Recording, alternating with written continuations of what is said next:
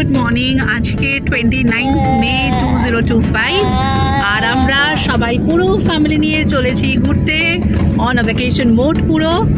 তো আমরা যাচ্ছি কোথায়? যাচ্ছি হচ্ছে সিকিম। তো এখন আমরা যাচ্ছি স্টেশনের উদ্দেশ্যে এবং আমার ফার্স্ট টাইম, এটা হচ্ছে আমার ছেলের এক্সাইটমেন্ট, আর আমি ফার্স্ট টাইম এখন যেতে চলেছি কলকাতা স্টেশনে, কারণ আমাদের যেই ট্রেনটা আছে একদম সেই ট্রেনটা কিন্তু কলকাতা স্টেশন থেকে। তো আমি সেটাও তোমাদের সাথে শেয়ার করবো। আর তোমরা কে কে কলকাতা স্টেশনের আশেপাশে থাকো আমাকে নিশ্চয়ই জানাবে। আমার জন্য লাইফে আমি ফার্স্ট টাইম কলকাতা স্টেশন যাচ্ছি। So yes, excited. চলো লেটস গো। কলকাতা স্টেশনে পৌঁছে গেছি। আর এই যে স্টেশন চত্বর যথেষ্ট পরিষ্কার স্টেশন।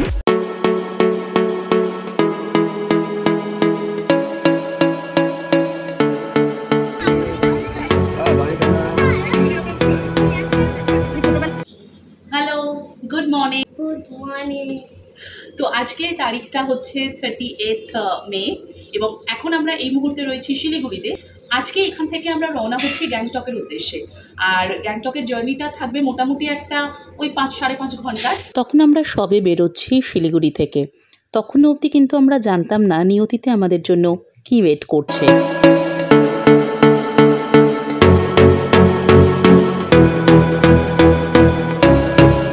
প্রথমেই আমরা শিলিগুড়ি থেকে বেরিয়ে সেবক রোড ধরে চলেছি সোজা।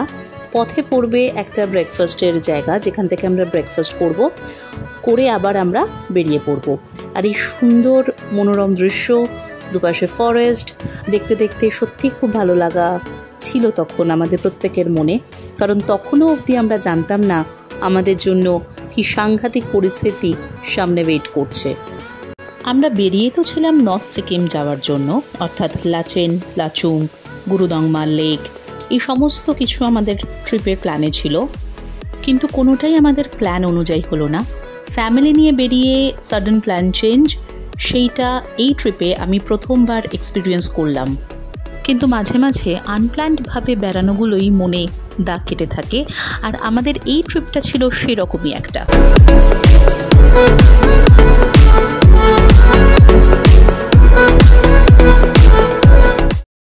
তো এইটা one of the first scenic beauty যেটা আমি বলতে পারি, যেটা গ্যাংটক যাওয়ার রাস্তায় পড়ে যদি তোমরা শিলিগুড়ি থেকে যাও থ্রু সেবক রোড, কারণ এই রাস্তার উপরেই কিন্তু পড়ছে এই জঙ্গল সাফারি, যেটা দুদিকে পুরো বিস্তীর্ণ এলাকা জুড়ে জঙ্গল, এবং সেটার আমি কিছুটা দেখালাম তোমাদের, রাস্তাটা দেখালাম। It's a beautiful feeling because এখানে মাঝে মাঝে এলিফ্যান্ট ক্রসিং পড়ছে, যেখানে হয়তো এলিফ্যান্টরা এখান দিয়ে যায় পাল বেঁধে এই জঙ্গল থেকে এই জঙ্গলে যাতায়াত করে। So it's a beautiful feeling and amazing weather তার মধ্যে আছে। ভীষণ ভালো লাগছে। এই রাস্তাটা জাস্ট মন কেড়ে নেবে, এত ভালো, এত সুন্দর রাস্তা, দুদিকে এত সুন্দর বিস্তীর্ণ ফরেস্ট, আর তার মধ্যে দিয়ে আমরা চলেছি। So just stay with us.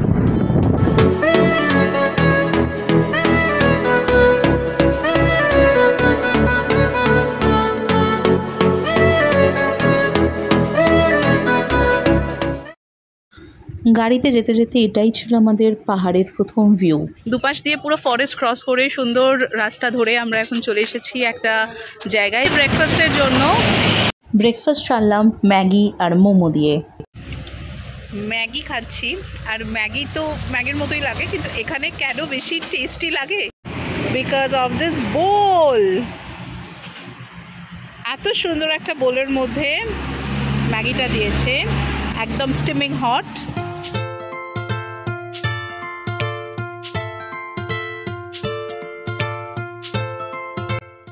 Breakfast সেরে আবার চললাম টুয়ার্ডস গ্যাংটক। পথে যেতে যেতে পড়লো তিস্তা নদী, পড়লো করোনেশন ব্রিজ। আর এই ব্রিজ কিন্তু শুধুই সেতু নয়, পাহাড়ে ঢোকার মেন প্রবেশ দ্বারও এটাকে বলা যেতে পারে। শুধু তাই নয়, পথে যেতে যেতে অনেক বানরও দেখলাম, গাছে গাছে ঝুলে রয়েছে, রাস্তার ধারে ধারে বসে রয়েছে, যেগুলো যেন প্রকৃতির এই সৌন্দর্যটাকে আরও বেশি বাড়িয়ে তুলল। আর তিস্তা যেন এই পুরো যাত্রাপথের সঙ্গী হয়ে থাকলো।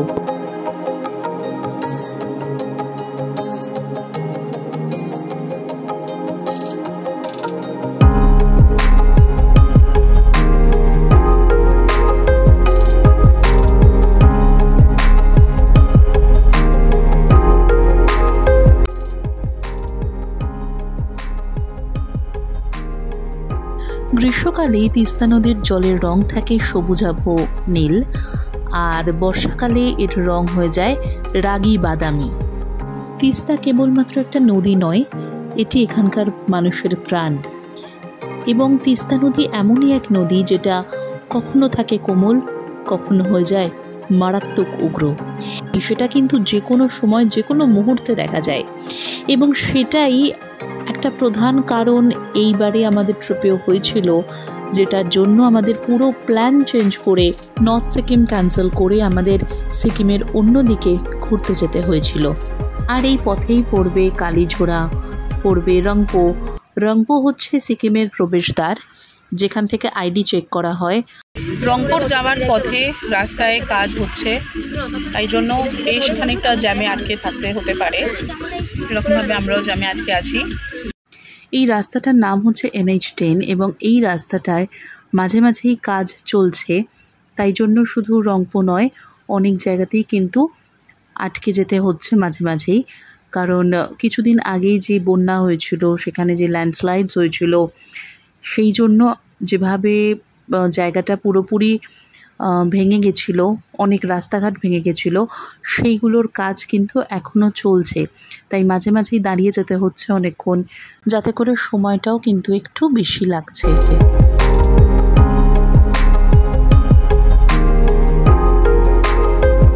পথে যেতে যেতে পড়লো একটা চায়ের দোকান, যেখানে কিছুক্ষণ দাঁড়িয়ে একটু বিশ্রাম নিলাম, চা খেলাম, এবং সেই দোকানের একটা খোলা জানলা ছিল, যে জানলা দিয়ে বাইরে তিস্তা নদীর এক অপূর্ব সুন্দর ভিউ উপভোগ করলাম।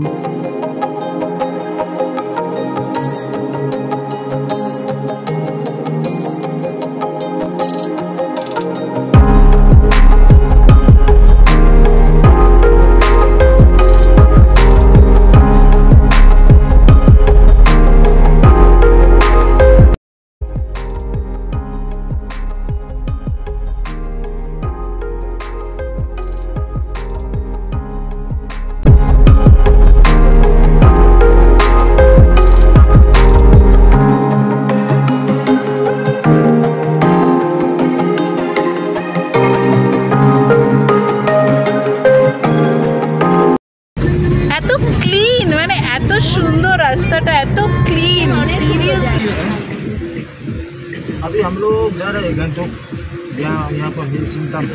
अच्छा, अभी जैसा इतना गर्मी है, तो मतलब इसी टाइम पे ऐसा ही गर्मी रहता है क्या? हाँ, इस टाइम में तो ऐसा ही रहता है। हाँ।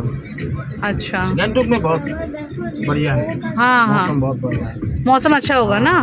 हाँ, हम लोग का भी अच्छा लगेगा। हाँ, और नॉर्थ सिक्किम में क्या होगा अभी जो जाएंगे वहाँ से?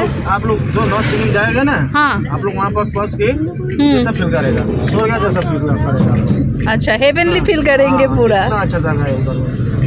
अच्छा, ओके, थैंक यू। তখনও অবধি আমরা ভাবতে পারিনি যে সত্যি আমরা নর্থ সিকিম যেতে পারবো না। এখান থেকে এখনও প্রায় গ্যাংটক 38 কিলোমিটার্স।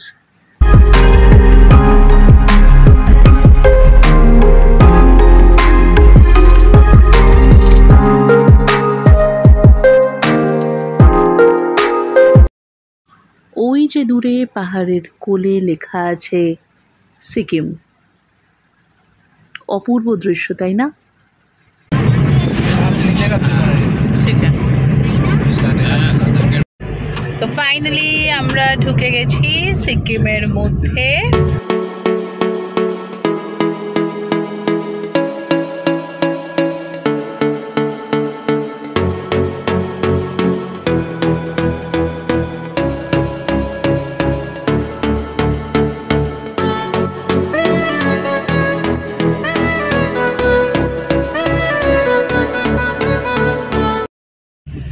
আর পৌঁছে গেলাম গ্যাংটক।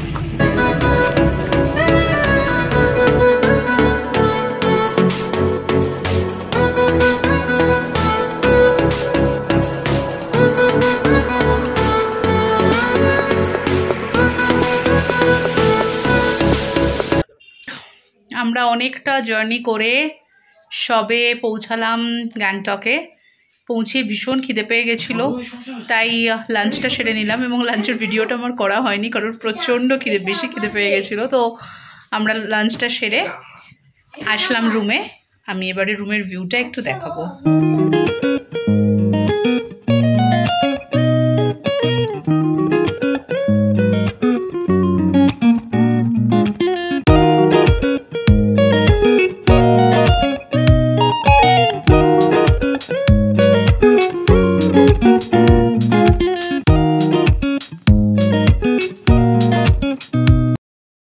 খুব সুন্দর করে দিনটাও শেষ হলো।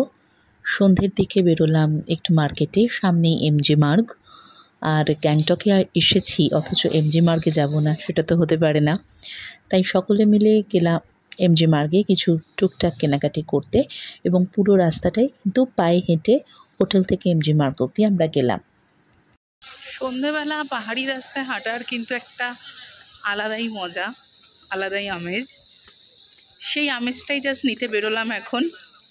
আমাদের হোটেল থেকে সোজা মার্কেট অর্থাৎ এমজি মার্গ কিছুটা হেঁটে, কিছুটা হাঁটা পথ, তো সেদিকেই যাচ্ছি। গিয়ে দেখাচ্ছি কীরকম লাগছে। এটা পুরো অন্ধকার কারণ পাহাড়ি রাস্তা, বুঝতেই পারছো। আর এক্ষুনি বৃষ্টিও হয়েছে। ইভিনিং এভরিওয়ান, তুমি দেখতে পাচ্ছ আমি এখন দাঁড়িয়ে আছি এই মুহূর্তে এমজি মার্গে। আমার পিছনে দেখতে পাচ্ছ রাস্তাটা।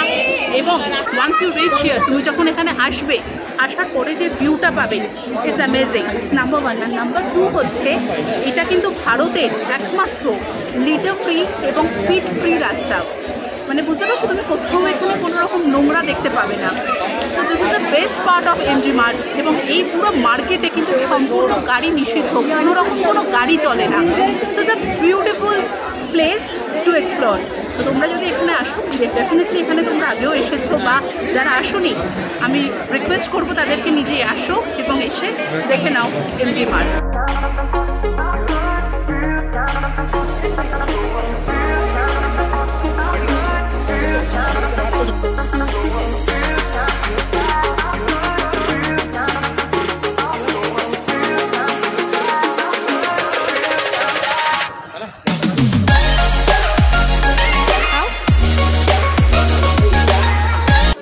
যে মার্কেটটায় আমরা গেছিলাম এমজি মার্গ, সেই মার্কেটটা এতটাই পরিষ্কার যে ভীষণ ভালো লেগেছে।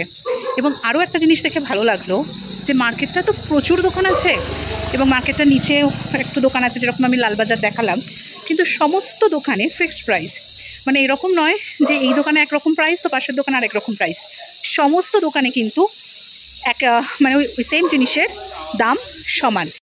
ঠান্ডার মধ্যে রাতে রুটি আর চিকেন দিয়ে ডিনার সেরে দিনটা শেষ হলো। অন্ধকারে পাহাড়ের কোলে দাঁড়িয়ে আবারও গলা ছেড়ে একটা গান গাইতে ইচ্ছা করলো। Thank you so much for watching. চোখ রাখো নেক্সট এপিসোডে। এই মুহূর্তেও আমরা জানি পরের দিন আমরা লাচেন বেরোচ্ছি, কিন্তু সেই স্বপ্ন কিভাবে এক নিমেষে ভেঙে গেল সেটাই বলবো নেক্সট এপিসোডে। See you soon, by.